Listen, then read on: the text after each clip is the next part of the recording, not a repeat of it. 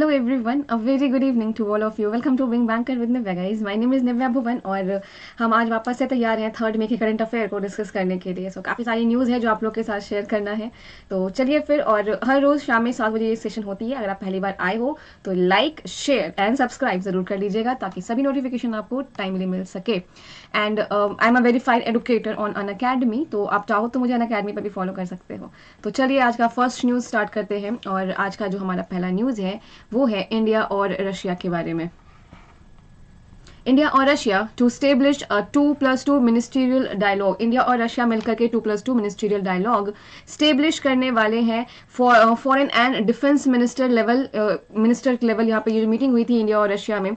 Russia 4th country है और पहला नॉन क्वाड मेंबर है विद विच जिसके साथ इंडिया ने 2+2 मिनिस्ट्रियल डायलॉग मैकेनिज्म स्टेब्लिश किया है. तो ये याद रखना, रशिया 4th कंट्री और पहला नॉन क्वाड मेंबर जिसके साथ इंडिया ने 2+2 मिनिस्ट्रियल डायलॉग मैकेनिज्म स्टेब्लिश किया है. नाउ रशिया अगर 4th पर है तो बाकी के 3 जो कंट्रीज हैं वो कौन कौन से हैं?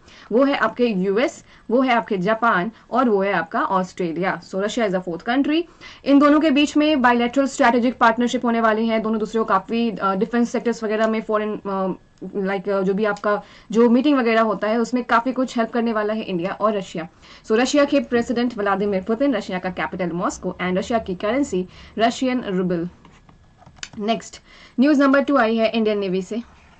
इंडियन नेवी ने लॉन्च किया है समुद्र सेतु 2. नाउ व्हाट इज समुद्र सेतु? समुद्र सेतु जैसे आप जानते हैं हमारे कंट्री में अभी ऑक्सीजन की कमी हो गई है.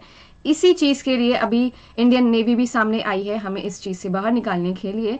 सो इंडियन नेवी ने लॉन्च किया है ऑपरेशन समुद्र सेतु 2, जिससे क्या होने वाले हैं मेडिकल ऑक्सीजन और जितने भी जो रिक्वायरमेंट्स हैं इस पेंडेमिक के टाइम पे हमें बचाने के लिए, उन सभी के लिए अभी इंडियन नेवी भी काम करने वाली है. समुद्र सेतु 2 के पार्ट के तहत 7 इंडियन नेवल शिप्स को लगाया गया है इस काम के लिए. 7 नेवल शिप्स को नेवी ने दिया है ताकि लिक्विड मेडिकल ऑक्सीजन जिसमें आपका क्रायोजेनिक कंटेनर्स जो आपके जो ऑक्सीजन फिल्ड होंगे वो सभी कुछ पहुंच जाएगी अलग अलग जगह पर. सो जिस भी कंट्री से जो आ रहा है वहां पर से, जैसे कि दीज वॉरशिप्स और इसका जो वॉरशिप है वहां पे पहुंचाने का काम करेगा. कहां कहां पर है इसका वॉरशिप? इसका वॉरशिप है कोलकाता, कोची, तलवर, ताबर, त्रिकंड, जलाश्वा एंड एरावत. ठीक है, चलिए. सो chief of Naval staff is admiral Karambir Singh and Indian navy founded की गई थी 26 जनवरी 1950 को. स्टैट्स के लिए काफी इंपॉर्टेंट है, ये सब भी याद करेंगे आप. न्यूज नंबर 3 आई है लुइस हैमिल्टन की तरफ से. लुइस हैमिल्टन ने पोर्चुगीज ग्रैंड प्रिक्स जीत लिया है. मैक्स वर्स्टपन, वैल्टरी बोटास, इन सभी को हरा करके जीता है. तो वर्स्टपन ने 2nd पोजीशन पाया है एंड बोटास जिन्होंने 3rd पोजीशन पाया था यहाँ पर. नाउ नेक्स्ट न्यूज नंबर 4 आई है आरबीआई के डेप्यूटी गवर्नर बदल गए हैं. कौन बदल गए हैं? टी रविशंकर आरबीआई के नए डेप्यूटी गवर्नर हो गए हैं. किन की जगह पे आए हैं? ये आए हैं बीपी कनुंगो की जगह पर, जिनका टर्म 2 अप्रैल को खत्म हो गया. इन्हें वापस से 1 साल का एक्सटेंशन दिया गया था और वो भी अभी खत्म हो चुका है 2 अप्रैल को.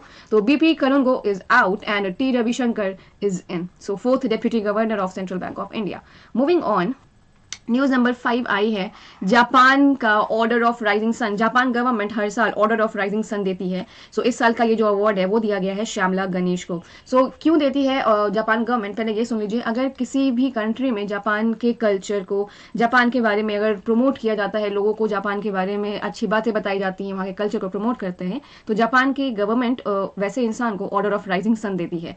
सो ये जो अवार्ड है, so yes, promotion of Japanese culture, achievements, Japan की इंटरनेशनल रिलेशन, इंडिया और जापान के बीच का रिलेशन और ज्यादा अच्छा करने के लिए, इन सभी चीजों के लिए दिया जाता है. जापानीज गवर्नमेंट ने दिया था order of rising sun to a Bengaluru based Japanese teacher. Bengaluru की है ये श्यामला गणेश, जो कि एक टीचर है. She is a Japanese teacher, right. She has tutored more than 100 of students since its inception 38 years ago. 38 साल पहले इनका जो ये इंस्टीट्यूट है ये बना था और वहां पर ये पढ़ा रही हैं. आज तक 100 स्टूडेंट्स से ज्यादा बच्चों को इन्होंने ट्रेन किया हुआ है. सो इकेबिन के बारे में आपने सुना है यहाँ पे. इकेबैना, इकेबैना एक जापान का आर्ट है, फ्लावर आर्ट, जिसमें फ्लावर्स पे आर्ट वगैरह करते हैं. सो ये जो है ना Shyamala Ganesh, she is also at the Ohara school of ikebana at RT Nagar Bengaluru. So ikebana के बारे में भी याद रखेंगे आप लोग. नेक्स्ट न्यूज़ आई है news number 6, world laughter day. हंसने के लिए कोई स्पेसिफिक दिन नहीं चाहिए, क्योंकि आप जितना हंसेंगे, जितना खुश रहेंगे, आप उतने ज़्यादा हेल्दी रहेंगे।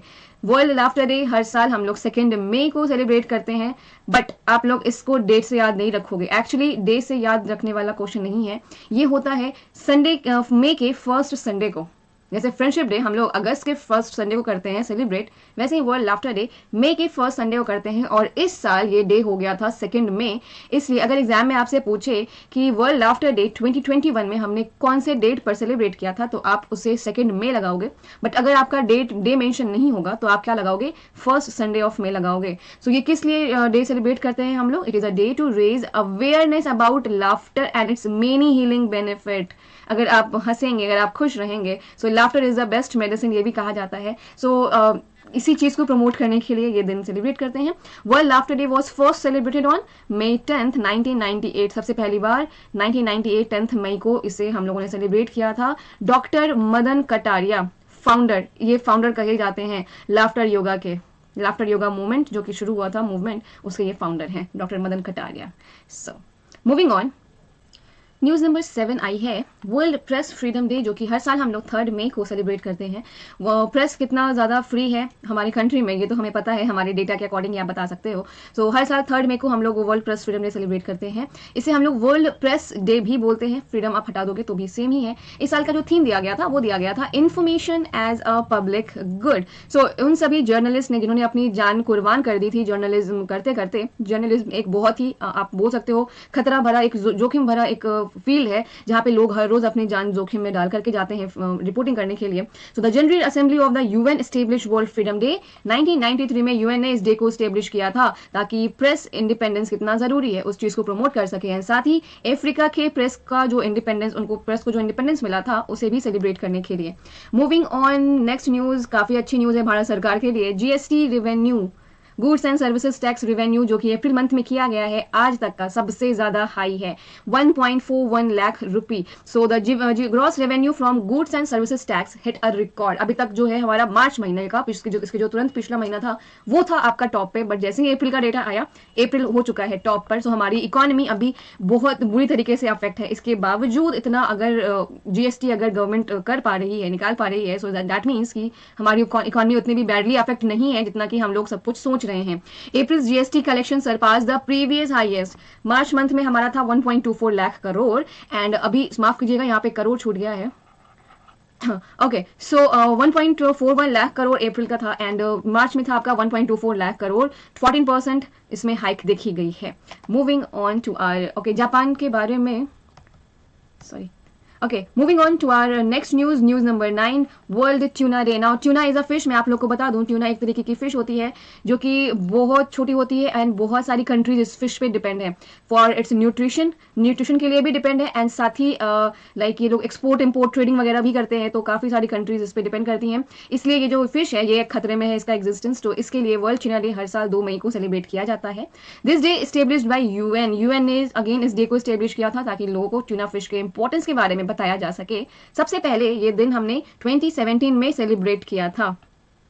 Moving on, news number 10, sitar maestro Pandit Devbrata Chaudhary passed away. So Pandit Devu Chaudhary passed away because of COVID-19 related issues. So ये कौन से घराने से, आप जानते हैं संगीत में घराना होता है, तो पंडित देवव्रत चौधरी कौन से घराने से बिलोंग करते थे? ही बिलोंग टू सेनिया और घराना स्टाइल ऑफ म्यूजिक। इन्हें पद्म भूषण, पद्म विभूषण सब अवार्ड मिला हुआ था। He was also a teacher and writer, teacher भी थे, राइटर भी थे, एंड 6 बुक्स भी इन्होंने लिखी थी। Moving on, next news number 11, TV actor Vikramjeet Kanwarpal passed away. Film और टीवी इंडस्ट्री में काफ़ी आपने देखा होगा इन्हें, ये अभी हमारे बीच नहीं है। काफ़ी सारी इन्होंने टीवी शोज, वेब सीरीज किया था। अनिल कपूर का जो सीरीज आया था 24, उसमें भी इन्हें ये देखे गए थे। स्पेशल ऑप्स, इसमें भी ये देखे गए थे। इनके बारे में एक चीज इंपॉर्टेंट क्या आपको याद रखना है कि ये फिल्म और टीवी एक्टर होने के पहले एक रिटायर्ड आर्मी ऑफिसर भी थे। He is well known, films include creature, 3D horror stories, Prem Ratan Dhan Payo, ये सभी मूवीज में ये काम कर चुके थे।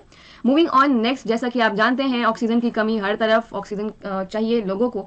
इसके लिए आनंद महिंद्रा भी सामने आए हैं। महिंद्रा एंड महिंद्रा ने स्टार्ट किया है ऑक्सीजन ऑन व्हील्स। इसमें क्या होने वाला है, ऑक्सीजन को उसके प्रोडक्शन प्लांट से लेकर के हॉस्पिटल्स, घर या जहां पे जरूरत होगा वहां पे पहुंचाने का काम करने वाला है महिंद्रा। ठीक है, so oxygen on wheel initiative will bridge the gap.